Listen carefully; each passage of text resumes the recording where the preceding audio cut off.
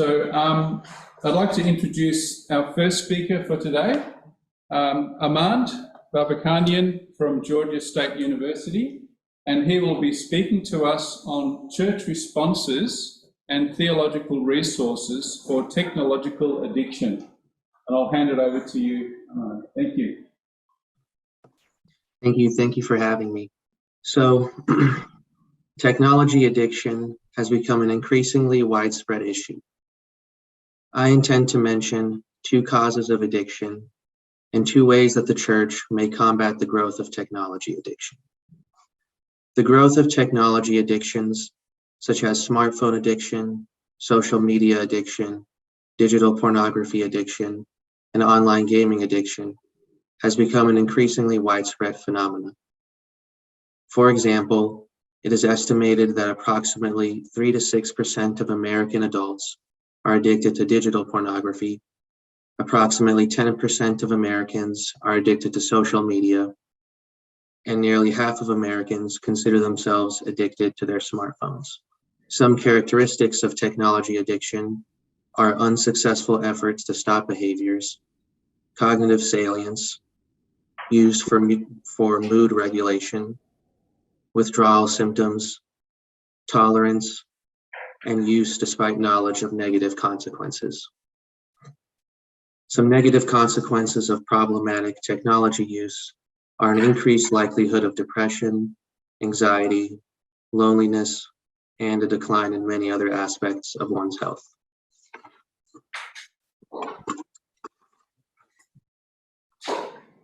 The problem only seems to grow as technology becomes a ubiquitous feature of daily life. Many Christians have expressed concern about the growth of technology addiction and are interested in how Christians can respond. I intend to draw upon philosopher Kent Dunnington's work in Addiction and Virtue Beyond the Models of Disease and Choice, Theological Sources, and Addiction Science to argue that the church possesses some helpful resources for technology addiction prevention. Two causes of technology addiction are boredom and the desire for a meaningful identity. The church may address these causes of technology addiction in the following two ways. First, the Christian doctrine of divinization can provide a unifying telos or goal for a life story that infuses the content of a life with enough meaning and purposefulness to prevent boredom. Second, the sacrament of reconciliation provides a way of maintaining an integrated and meaningful Christian identity over one's lifespan.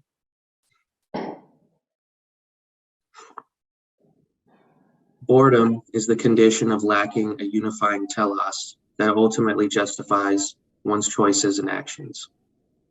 When one is bored, in this sense, one's life lacks any ultimate goal that gives one's actions a meaningful point in definite direction. Modern societies are uniquely susceptible to boredom because modern societies are highly compartmentalized. Philosopher and addiction theorist Kent Dunnington writes, as the lives of modern persons are fragmented by the partitioning off of work from leisure, of the public from the private, of the religious from the secular, of the young from the old, of the local from the national, and so on, it becomes increasingly difficult to imagine how the activities and commitments of an individual life can amount to an ordered whole. Modern persons, who are spread thin by their disparate and disconnected responsibilities, desire some unifying principle that can supply integrity in the place of compartmentalization and fragmentation. Some addiction theorists suggest that boredom may contribute to the formation of addiction because addiction can be a response to boredom. Technological devices are simply a more accessible object of addiction than other substances and behaviors for those who are trying to escape boredom. So, the growth of technology addiction may be seen as partly caused by the modern condition of boredom. The desire for a meaningful identity is the desire for an identity that is grounded in community and ordered towards an end. Some addiction theorists describe this phenomena as a desire for psychosocial integration. According to psychologist and addiction theorist Bruce Alexander, psychosocial integration is a profound interdependence between individual and society that normally grows and develops throughout each person's lifespan. Psychosocial integration reconciles people's vital needs for social belonging with their equally vital needs for individual autonomy and achievement. Psychosocial integration is often experienced as a sense of social identity, a oneness with nature, or a connection to the divine. Alexander argues extensively that modern addiction is a social phenomena that emerges as a response to a sustained loss of psychosocial integration, or what he calls dislocation. Alexander provides ample evidence to show how many modern people are in a condition of dislocation, where people are alienated, uprooted, and disconnected from sources of social belonging, such as community, tradition, or religion. Dislocation is widespread in modern societies because of the destabilizing social effects of free market economies, the growth of secularism, the regular movement of people groups around the world, and other social transformations. Modern folks are uniquely susceptible to being left afloat without stable and meaningful identities and without a unifying telos. Addiction tends to grow as a therapeutic substitute for those in desperate need of a meaningful identity. Dunnington writes, "Ours is a contradictory culture in which the deep ambiguity about the possibility of justified commitment is matched in intensity by the ideologies of opportunity, self-realization, and self-control. Addiction emerges at the point of impact between these contradictory impulses, since it facilitates a single-minded pursuit of fulfillment in the absence of a rationale.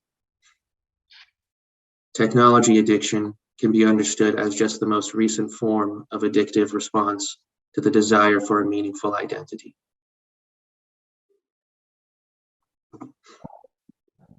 I argue that the doctrine of divinization may help the church prevent the growth of technology addiction because it may help Christians to avoid boredom. Divinization is sometimes also called deification or theosis. Divinization is the elevation of the human creature by divine grace to a deified status. Divinization is referenced to in biblical texts such as 1 Peter chapter 2, verse 4, which reads, "He has granted to us his precious and very great promises, so that through them you may become partakers of the divine nature, having escaped from the corruption that is in the world because of sinful desire." Divinization is a common notion in many patristic authors, such as Saint Irenaeus, Saint Athanasius the Great, and Saint Maximus the Confessor. Divinization is also present in late medieval theologians, such as Saint Thomas Aquinas and Saint Gregory Palamas. In many theological traditions, such as Lutheranism, Roman Catholicism, and especially Eastern Orthodoxy, divinization is tied to matters of grace, soteriology, and incarnational theology. It is the end to which grace orders the human patient. Saint Maximus the Confessor summarizes the doctrine of divinization when he writes, "By his gracious condescension, God became man and is called man for the sake of man, and by exchanging his condition for ours, revealed the power that elevates man to God through his love for God, and brings God down to man because of his love for man. By this blessed inversion, man is made God by divinization, and God is made man by hominization." Divinization is the ultimate end and pinnacle of the Christian life. The doctrine of divinization can help Christians combat the growth of technology addiction by supplying Christians with a unifying telos that ultimately justifies one's choices and actions. Divinization is the ultimate telos of the Christian life that infuses one's life with enough meaning and purpose to prevent boredom. The disparate responsibilities and compartmentalized features of modern life poses the problem of boredom to everyone, including Christians. It seems difficult to conceive of how one's various activities and projects can be unified into an ordered whole. However, the Church is uniquely positioned to offer Christians with a unifying telos for their life narrative.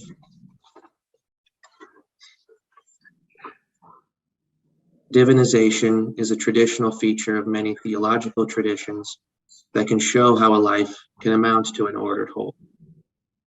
The Christian life is ultimately aimed at the divinization of the human person. One's responsibilities, projects, and social relationships ought to be ultimately aimed at achieving the supernatural condition of godlikeness.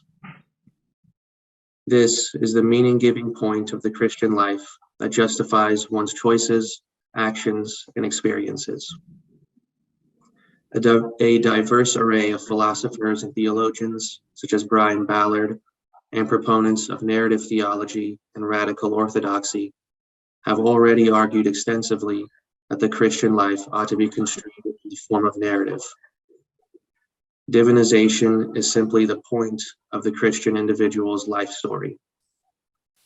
So, one way that the Church can help prevent the growth of technology addiction is by emphasizing the role that divinization can play as the unifying telos of the Christian life, so as to solve the modern problem of boredom.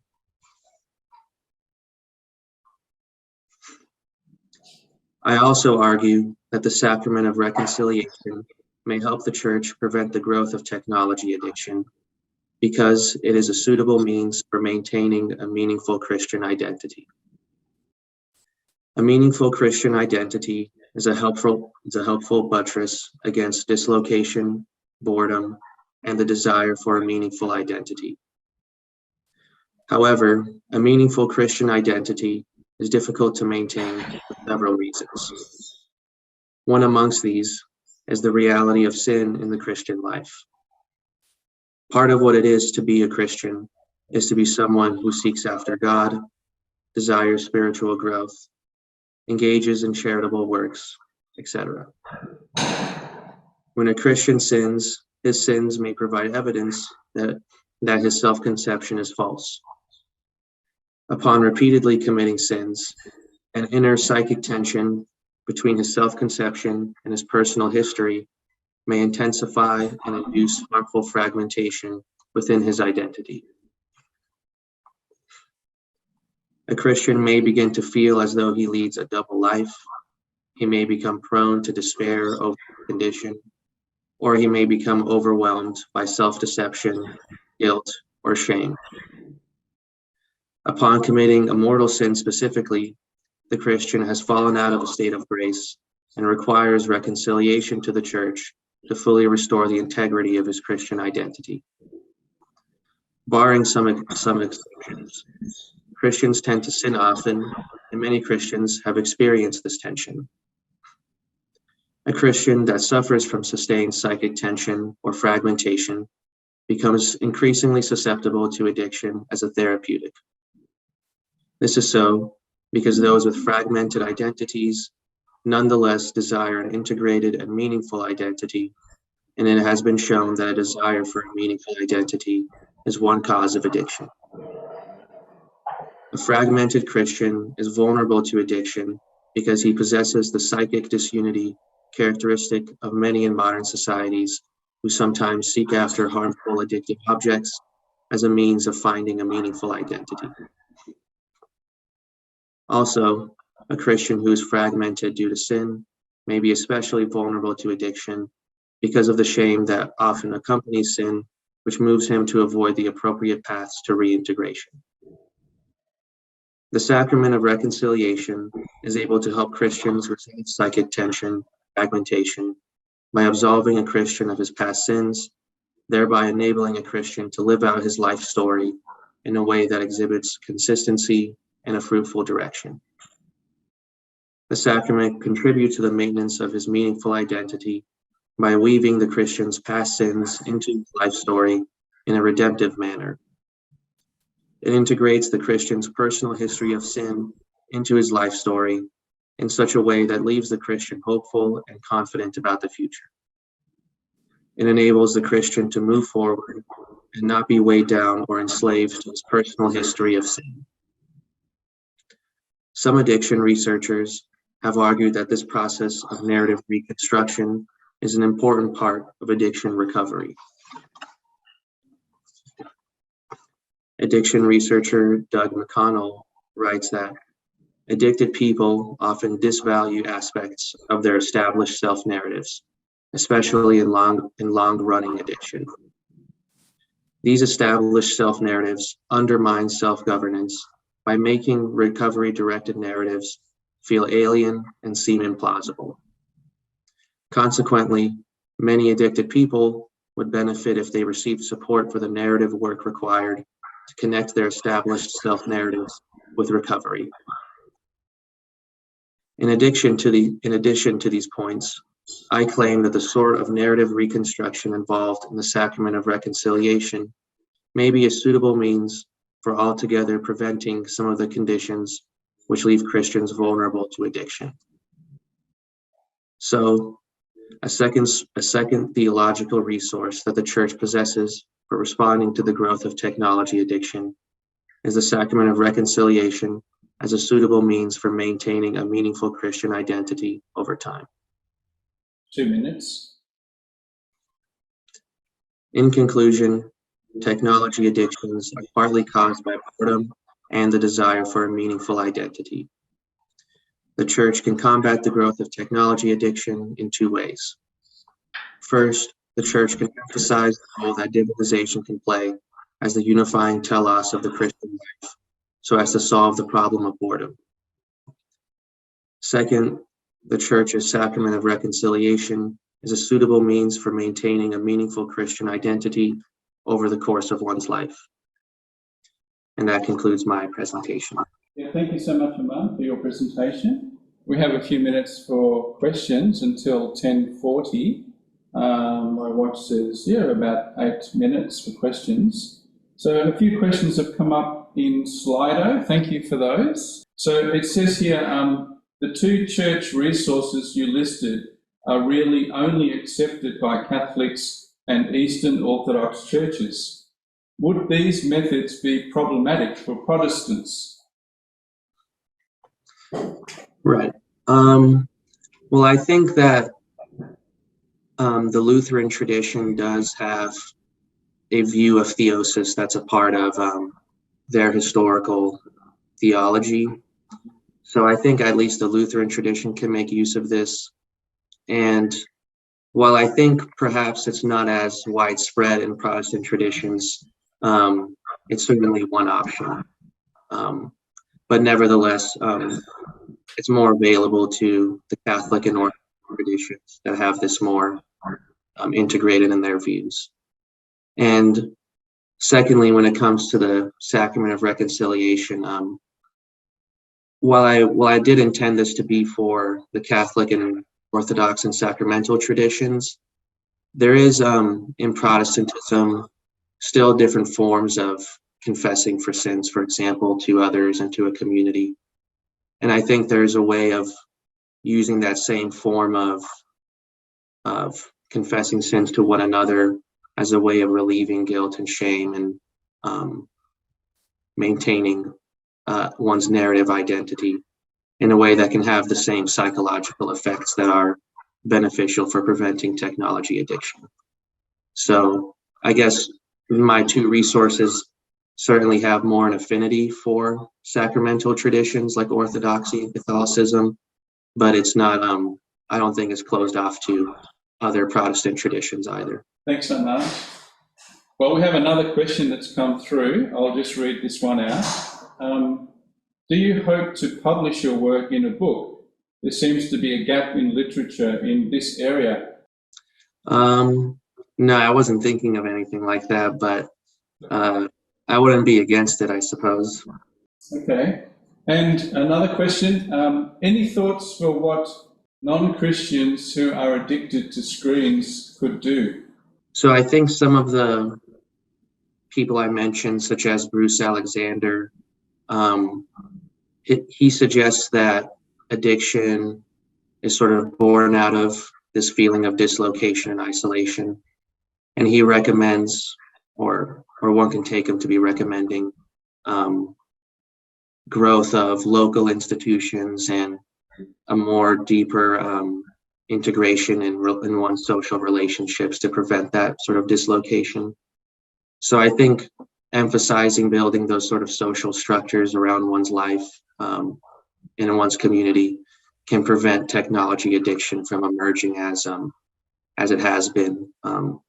And of course, there are the usual means of just getting rid of the technology or somehow switching to a dumb phone instead of a smartphone. But I think he sort of argues that addiction emerges more as a systematic dysfunction as opposed to a personal problem in many cases. So, Thanks, Armand. Thank you. So the audience member is saying you are talking about technological addictions. How do you think your work applies to that? Or to other forms of addiction? Well, other forms. Sorry, not to the technological addictions, but to other forms of addictions. Yeah. Mm-hmm. I think it would be applicable to other forms of addiction, mainly because I'm sort of drawing on addiction research that has been done on other forms of behavioral addiction or substance use addiction, and only sort of tangentially touches upon technological addictions. And so it seems like these theories I'm trying to use and make inferences from have sort of their plausibility derived from how well they make sense of non-technological addictions. So if anything, maybe it's even more applicable to non-technological addictions than to technology addictions. I'm sort of extrapolating from what they've said to see how the church can respond to this particular kind. So I think it's applicable to non-technology addictions as well. Okay, so another question's come through. How are these two resources played out and practiced to combat technological addiction, to combat the technological addiction world? Would you mind giving us some examples? Mm-hmm. I'm not so sure about the case of divinization per se, but I know certainly in something like the Sacrament of Reconciliation is often used in addiction recovery programs like confessing and being straightforward and transparent. And I know many religious communities, there's one Catholic one in Argentina, but the name escapes me. But they sort of had this a more Catholic integrated view of the human person and the human life that tried to emphasize the sacraments and communal and social living and this sort of narrative reconstruction. And Doug McConnell, that I mentioned earlier, he's done research into other forms of addiction recovery. And so narrative therapy is a common thing that's mentioned. So not specifically Sacrament of Reconciliation, but the same sort of narrative reconstruction that goes along in the use of that sacrament and confession sort of, I think, also plays out in many of these other cases of narrative therapy. Thanks, Armand. Well, there has been another question, so I'll read it out. I wonder if St. Paul's analogy of the crucial need to be part of the body and not an isolate might offer some part of a solution to addiction. Yeah, I agree with that. Yeah, I think a lot of the evidence suggests that addiction emerges when people are isolated or disconnected from sources of social belonging. And so this sort of reintegration into community, into tradition and things like this are, I think, very important for preventing addiction and such. Thank you. Well, in the interest of time, I think we might leave it there for questions, but I really would like everyone online and on the floor here to thank Armand for a very informative and thoughtful talk. Let's give him a round of applause.